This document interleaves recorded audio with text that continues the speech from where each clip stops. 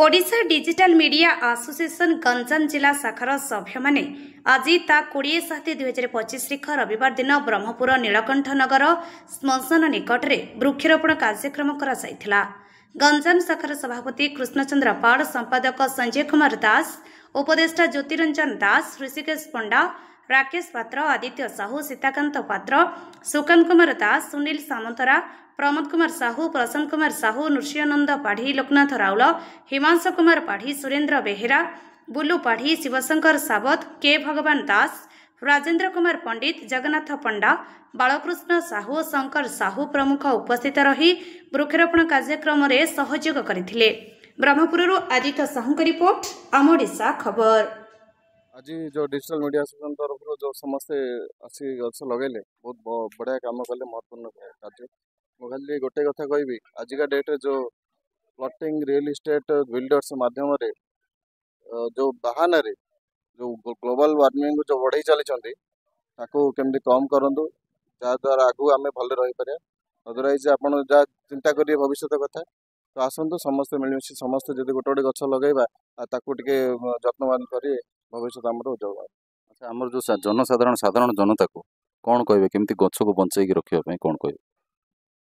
गछ को तो समस्ते समस्ते मिसिक गोटे गोटे मनुष्य गोटे गछ निहाती लगे दरकार। आजिका डेट्रे समस्ते जमी निज पिला को पाली पोषी ये कर गछ समस्ते ध्यान देवा दरकार, जहाद्वारा भविष्य ऑक्सीजन मात्रा ठीक ग्लोबल वार्मिंग ठीक रम जीवन धारा ठीक चलो। ओडिशा डिजिटल मीडिया एसोसिएशन रो सभापति कृष्णचंद्र पाल, आमर संपादक संजय कुमार दास अच्छा, उपदेष्टा अच्छा कृषि विशारद ज्योतिरंजन दास, सब सांबादिक मैंने अच्छा, आमर कार्यकारी सभापति सीताकांत पात्र।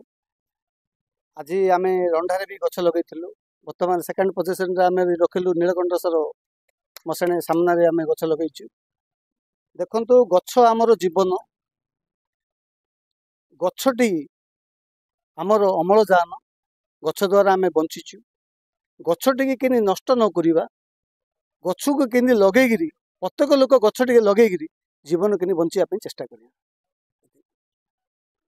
सर कौन कहे?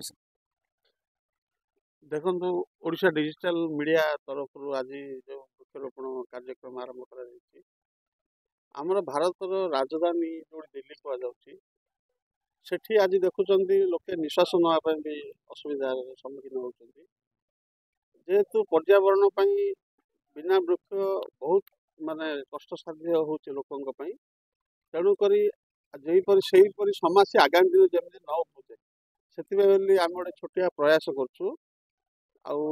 नीलकंठेश्वर श्मशान सम्मुख में आज वृक्षरोपण कर आगामी दिन एक प्रकार कार्यक्रम जारी समस्त को आम डिजिटल मीडिया तरफ अनुरोध करूँ, समस्त गछ लगातु, परिवेश सुरक्षा करूँ। डिजिटल मीडिया एसोसिएशन पक्षर आज गोटे वृक्षरोपण कार्यक्रम कौन कहे?